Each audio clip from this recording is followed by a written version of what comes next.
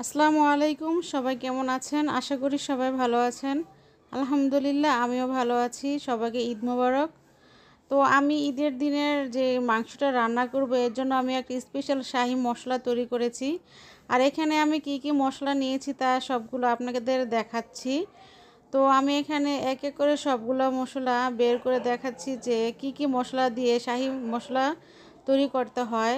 তো এখানে আমি এলাচ, দারুচিনি, লবঙ্গ, তারপর হচ্ছে শাহি জিরা, নর্মাল যে জিরাটা আমরা সবসময় ইউজ করি ওই জিরা, তারপর হচ্ছে জয়ফল, জয়ত্রী, তারপর হচ্ছে আপনার পোস্ত দানা, আর হচ্ছে আপনার এটা হচ্ছে ধনিয়া, আর এই যে নর্মাল যে জিরাটা আমরা সবসময় মাংস রান্না করতে ব্যবহার করি, আর এ হচ্ছে গোলমরিচ সাদাটা, আর এটা হচ্ছে কালা গোলমরিচ, আর নিয়েছি তেজপাতা। তো আমি সবগুলো মশলা একসাথে ভালো করে ব্লেন্ডার করব। তো একটি পাত্রে আমি সবগুলো পরিমাণ মতো নিচ্ছি। আর এখানে আমি কোনো নির্দিষ্ট পরিমাণ মতো মশলা নিব না, আমি আমার আন্দাজ মতো আমার যতটুকু প্রয়োজন আমি অতটুকু মশলা নিচ্ছি। আপনারা আপনাদের ইচ্ছে মতো যতটুকু প্রয়োজন অতটুকু নিতে পারেন। এখানে আমি সবগুলো মশলা এক এক করে দিয়ে দিলাম। আর সবগুলো মশলা আমি ব্লেন্ডার করার আগে আমি একটু গরম করে নিব, মানে কিছুটা গরম করে নিব।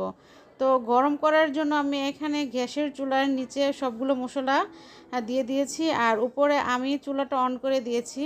আর এখানে আমি 1 থেকে 1.5 ঘন্টা চুলা অন করে রেখেছিলাম। আর নিচে যে তাপটা লেগেছে ওই তাপের আপনার মশলা সুন্দর করে মুচমুচে হয়ে গেছে। তো এখানে আমার হাজব্যান্ড আবার আমার একটু হেল্প করতেছে। তো ও বলতেছে যে দাও, তোমার ভিডিওটা একা একা তুমি করতে পারবে না, তো আমি একটু হেল্প করি। তো আমি বললাম ঠিক আছে, করে দাও। অনেকে আছেন যে শাহী মশলা কিভাবে তৈরি করতে হয় অনেকে জানেন না। তো আজকের ভিডিও যারা দেখেন অবশ্যই আমার নিয়মেও আপনারা এভাবে শাহী মশলাটা তৈরি করতে পারেন।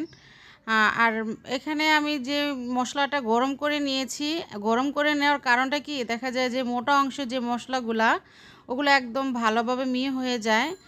বাটাবাটির ঝামেলা থেকে মশলাগুলো ভালো করে ব্লেন্ড করে নিলে সবচাইতে সহজ।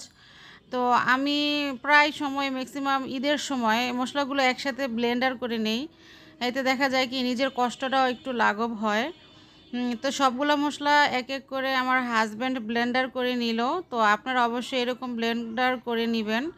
শুধু ঈদ নয়, যে কোনো অনুষ্ঠানেও দেখা যায় বা আপনার গেস্ট আসলে আপনি মানে সময় বাঁচানোর জন্য হোক বা কষ্ট থেকে বাঁচার জন্য হোক, হুটহাট করে খুব তাড়াতাড়ি করে আপনি সহজে এইভাবে মশলাটা তৈরি করে নিতে পারেন। আর আগের দিনের বাটাবাটি ঝামেলাটা এখনকার মানুষ করতে চায় না। আগের দিনের মানুষ যেটা করতো এখন মানুষ আধুনিক হয়েছে বা আপডেট হয়েছে।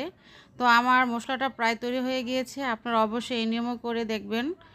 তো সবাইকে অসংখ্য ধন্যবাদ, ভালো থাকবেন।